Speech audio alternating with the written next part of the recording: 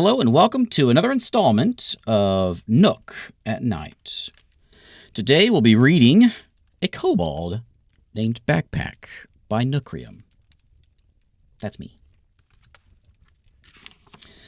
Deep under a mountain of lava and stone, where magma flickers and kobolds call home, lives Backpack the Kobold, small, scaly, and meek, with shovel and hammer and soot on his cheek.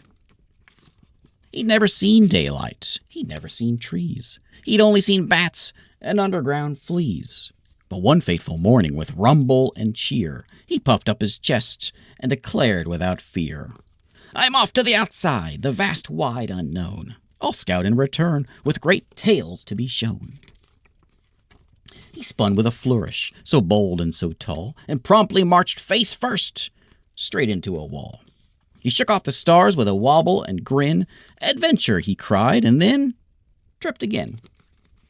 Through tunnels he trotted and caverns he hopped, past mushrooms that glowed and roots that he chopped, up spirals and slopes with clatter and clank, till at last he emerged by a moss-covered bank. The world was enormous. The sky stretched so high, a blazing gold orb high in the sky. "It's lava," he whispered. "It warms the whole world." Then planted his feet with a brave little twirl. He stepped on a pine cone, he slipped on some dew, he tumbled downhill and threw off his shoe. Through bushes he crashed with a scritch and a scratch, and landed right in a slimy mud patch. When voices came whispering, sharp and grim, "Dwarf? Elf? Maybe human?" "The entrance lies somewhere beneath this ground. We strike at dusk without a sound. We'll clear out these caves with fire and blade. No monster or kobold will survive this raid." Backpack froze as stiff as a stalagmite. Clear out the caves? This he did not like. He peeked through leaves with trembling sight. A knight clad in armor shining so bright. A wizard with staff that sparked with a glow. A ranger with arrows all set in a row. A cleric with hammer and righteous glare. 4 heroes prepared for subterranean warfare. They plan to destroy, Backpack thought small, my tunnels, my kin, the lava-lit hall. I must warn them, I must save them, I must get back so I can prevent this mayhem. His tail gave a twitch, his boots gave a squeak. He meant to step back, to quietly sneak. But he tripped on a root with a snap and a crack. 4 heads all turned, straight toward Backpack. "Well, now," said the knight with a narrowing stare, "a kobold scout conveniently there." The ranger drew quick with an arrow half raised. The staff of the wizard crackled. The cleric looked crazed.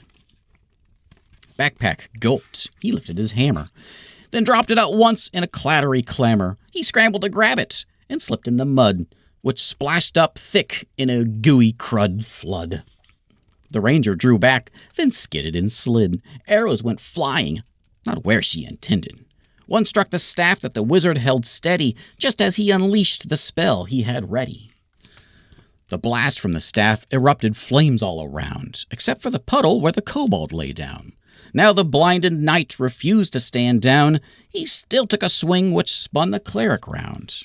The cleric went rabid and swung his great falchion straight into the mud, which caused a great explosion. The 4 heroes burst into shouting and scurry. The battle began, yet with each other in fury. In moments of chaos, slip, spark, and rattle, the heroes lay tangled in armor and metal.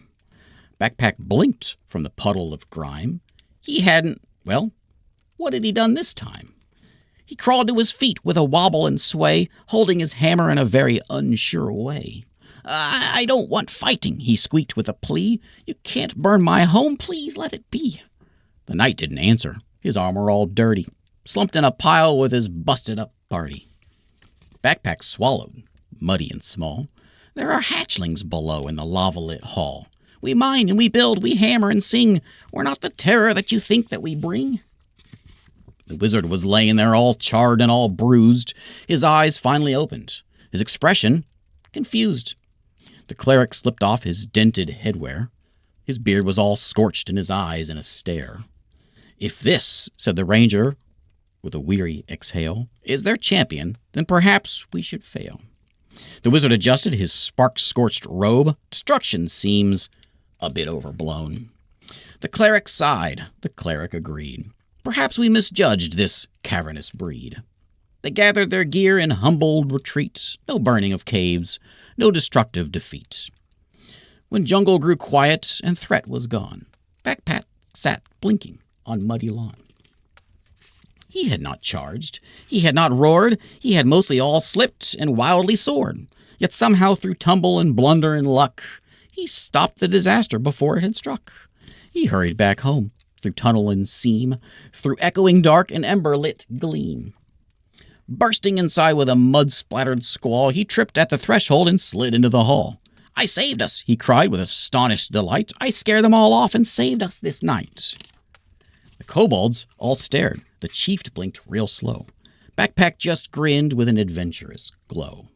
For brave isn't always sharp, shiny, or neat. Sometimes it's tangled in mud at your feet. He looked at the lava-lit hall, blazing and bright, and puffed up his chest in victorious might. Backpack the brave, he thought to himself.